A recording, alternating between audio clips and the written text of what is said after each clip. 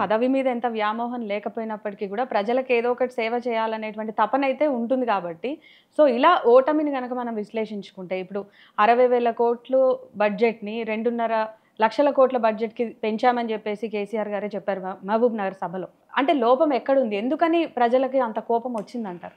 ఒక 3-4 ప్రధాన ఇప్పుడు ఎప్పుడైనా సరే ఒక పార్టీ ఓటమి కానీ ఒక అభ్యర్థి ఓటమి కానీ ఒక ఫ్యాక్టర్ ఉండదు. ప్రజల మైండ్లో కొన్ని రిజిస్టర్ అయిపోతుంటాయి. అవి జెన్యూన్గా కావచ్చు, కొంత జరిగే విష ప్రచారం వల్ల కావచ్చు. ప్రజలు కొన్ని అభిప్రాయాలు ఏర్పాటు చేసుకుంటారు, పర్సెప్షన్స్ అంటాం వాటిని. ఒక అభిప్రాయం ఏర్పడుతుంది మనకు, అది వాస్తవం కాదా శోధించము. ఇట్లనట అంటే అవునా అంటాం, ఆసక్తి చూపిస్తాం.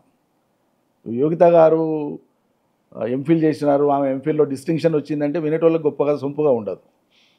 మీ గురించి ఏదైనా నెగిటివ్ కామెంట్ ఎవరైనా చేసింది అనుకోండి, అర్జెంటుగా వినాలనిపిస్తుంది. అది అన్వాంటెడ్ ఎంతూజాజం అంటారు, అనవసరమైనటువంటి కుతూహలం. ఆ జబ్బు మనుషులకు ఉంటుంది. దీనివల్ల ఏమవుతుందంటే చేసేటువంటి పనుల కంటే కూడా నిత్యం రోజువారీగా ఒకవైపు పనులు జరుగుతున్నాయి, ఇంకోవైపు దుష్ప్రచారం చేసుకుంటూ పోతే ప్రజల మైండ్లో ఏది రిజిస్టర్ అవుతుందో అంతిమంగా వాటైతే. దీంట్లో కొన్ని వాస్తవాలు కూడా ఉంటాయి. ఉదాహరణకి మేము 2 లక్షల ఉద్యోగాలకు సంబంధించిన ప్రాసెస్ కంప్లీట్ చేసి 1,63,000 ఉద్యోగాలు ఇచ్చినా కూడా మిగతా 40,000 ఉద్యోగాల ప్రక్రియ మొత్తం కంప్లీట్ చేసి పరీక్షలు నిర్వహించి అంతా చేసి కేవలం ఫలితాలు ప్రకటించేటువంటి దశలో మేము ఉద్యోగాలే ఇవ్వలేదన్నట్లు దుష్ప్రచారం చేసినారు. నిరుద్యోగ యువత కూడా కొంత అపోహలకు గురైంది. నిజంగానే ఇక్కడ ఏం జరగనట్లుగా వాళ్ళు ప్రచారం చేసినారు. కానీ వాస్తవం ఏంటి? 1,63,000 ఉద్యోగాలు ఇచ్చింది మేమే, మా ప్రభుత్వమే. మరో 40,000 ఉద్యోగాలకు సంబంధించిన మొత్తం ప్రాసెస్ కంప్లీట్ చేసింది మేమే. ఈ కొత్త సర్కారు వచ్చినాక ఇచ్చింది 15-20 వేలే కదా, ఇప్పటికి 15 నెలల్లో. మేము ఇచ్చిన ఉద్యోగాలకు సర్టిఫికేట్లు ఇచ్చింది రేవంత్ రెడ్డి సర్కార్. ఇప్పుడు అర్థమవుతుంది యువతకి. కానీ ఆ రోజు ఏంది, ఈ నిరుద్యోగ యువకులు గ్రామాన కాంగ్రెస్ పార్టీ వీళ్లను చాలా పెద్ద ఎత్తున మోసం చేసింది. అంటే ఎట్లా భ్రమలు కల్పించినారంటే, నువ్వు 10 పాస్ అయినా, ఇంటర్ పాస్ అయినా, డిగ్రీ పాస్ అయినా, ఏదో ఒక చదువు పాస్ అయ్యి నువ్వు సర్టిఫికేట్ పొంది ఉంటే, 10th కావచ్చు, డిగ్రీ కావచ్చు, ఇంటర్ కావచ్చు, ఏదైనా కావచ్చు, నువ్వు పాస్ అయినావా, కేసీఆర్ ఉంటే నీకు ఉద్యోగం రాదు, నీకు మళ్ళీసారి మేము వస్తే నీకు ఉద్యోగమే. అంటే అమాయకపు తల్లిదండ్రులు కూడా పాపము, అయా మా పిల్లాడు చదువుకున్నాడు కదా, కేసీఆర్ ఉంటే నౌకరు రాదట కదా, వాళ్ళు వస్తే వస్తుందట కదా, అయినా మీకు 10 ఏళ్ళు ఇచ్చినాం కదా, 10 ఏళ్ళు మీకు అవకాశం ఇచ్చినాం కదా, చూద్దాం దాన్ని ఒకసారి మార్పు. అంటే వీళ్ళు మార్పు కోసం వాళ్ళు ఒక వ్యూహం ప్రకారంగా అలినటువంటి విష ప్రచార ప్రయత్నాలన్నీ ప్రజల్లోకి బాగా పోయినాయి. నెంబర్ 1. నెంబర్ 2, ఉద్యోగులు భారతదేశంలో అన్ని రాష్ట్రాల కంటే ఎక్కువగా ఉద్యోగులకు ఫ్రెండ్లీగా ఉండి 73% ఫిట్మెంట్ ఇచ్చినటువంటి ఏకైక ప్రభుత్వం దేశంలో స్వతంత్రం వచ్చినప్పటి నుంచి ఇప్పటిదాకా ఓన్లీ కేసీఆర్ గవర్నమెంట్. ఇప్పుడు ఉద్యోగస్తులు ఇప్పుడు రియలైజ్ అవుతాం, ఈరోజు రియలైజ్ అవుతాం. ఎందుకు చెప్పుకోలేకపోయారు సార్? మేము చెప్పినా కూడా, నేను చెప్తే కదమ్మా, ఇప్పుడు మీకు 10 జరిగినా 11వది మీరు ఆశించినప్పుడు జరగకపోతే మీరు అసంతృప్తి గురయ్యేటువంటి పరిస్థితి ఇది.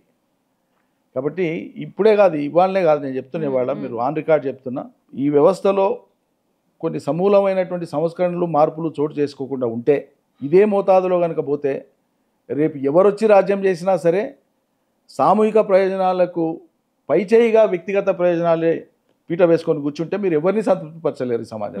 అసాధ్యం. కలెక్టివ్ రెస్పాన్సిబిలిటీతోన collective development for collective people అనేటువంటిది ఉండాలి. సామూహికమైనటువంటి అభివృద్ధి, సామూహికమైనటువంటి నిర్వహణతో జరగాలి. అట్లా కాకుండా వ్యక్తులుగా ఆశించేటువంటి ఇది ఒక వ్యవస్థ తీర్చడం అనేటువంటిది అసాధ్యం. అది దీంతోపాటు 10 ఏళ్ళు మార్పు కావాలి, 10 ఏళ్ళు అయిందనేది సరే.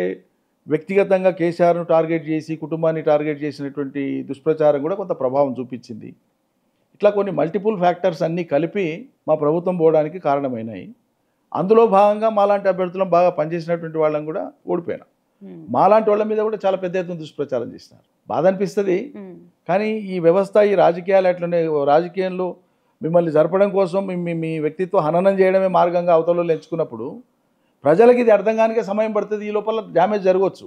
కానీ అంతిమంగా ప్రజలకు ఇవ్వలేకపోతే రేపు అర్థమవుతుంది కదా. ఈ రోజు అర్థమైంది. సో ఇప్పుడు ప్రజలే రియలైజేషన్ ఫేజ్లో ఉన్నారంటారా? 100% ప్రజలు చాలా రియలైజ్ అయినరు, ఎప్పుడో రియలైజ్ అయినరు. కాకపోతే వాళ్ళ చేతులు ప్రత్యామ్నాయం లేదు. ప్రజాస్వామ్య ప్రక్రియ కాబట్టి 3 ఏళ్ళు వాళ్ళు ఎదురు చూడాల్సిందే, 3-3.5 ఏళ్ళు ఎదురు చూడాల్సిందే, వేరే మార్గం లేదు ఇంకా. సో ఈ సెంట్రల్లో చూసుకుంటే హైదరాబాద్ కానివ్వండి, నార్త్లో కరీంనగర్, ఏదైతే ఈస్ట్లో ఖమ్మం నగరాలు, ఇవి అభివృద్ధి చెందాయి, బాగానే ఉంది. బట్ అదే ఒక మహబూబ్ నగర్ కానీ, ఒక ఆదిలాబాద్ కానీ తీసుకుంటే ఎన్ని ప్రభుత్వాలు వచ్చినా ఆ డెవలప్మెంట్ మాత్రం అంతంత మాత్రమే. సో ఎందుకని మీ హయాంలో అంతగా అభివృద్ధి చేయలేకపోయారు? అది మీ అభిప్రాయాన్ని మీరు సవరించుకోవాలమ్మా. ఎందుకంటే మీరు ఆదిలాబాద్ ఈ మధ్యకాలంలో ఎప్పుడైనా పోయినరా? లేదు. ఒకసారి చూడండి. నేను ఆశ్చర్యపోయినా. మొన్న రైతు ఆత్మహత్యల కమిటీ తరఫున మేము ఆదిలాబాద్ జిల్లా పర్యటన పోయినప్పుడు 2 రోజులు ఆదిలాబాద్లో ఉన్నాం. మా జోగురామన్న గారి ఇంటికి కూడా పోయినాం, అక్కడే లంచ్ చేసినాం, అదే ప్రాంతాలు తిరిగినాం.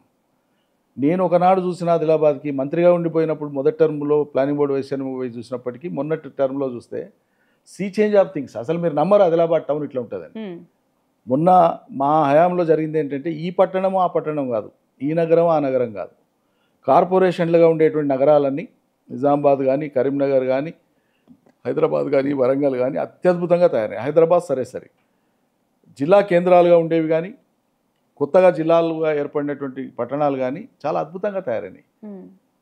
రోడ్డు వ్యవస్థ కానీ, మంచినీటి వ్యవస్థ కానీ, పారిశుద్ధ్యం కానీ, తర్వాత కొత్తగా ఎకనామిక్ గ్రోత్ సెంటర్లు అయినాయి కాబట్టి చాలా విశేషమైనటువంటి పనులు, ఉపాధులు పెరగడం కానీ, సీ చేంజ్ ఆఫ్ థింగ్స్ చాలా గొప్పగా తయారైనాయి.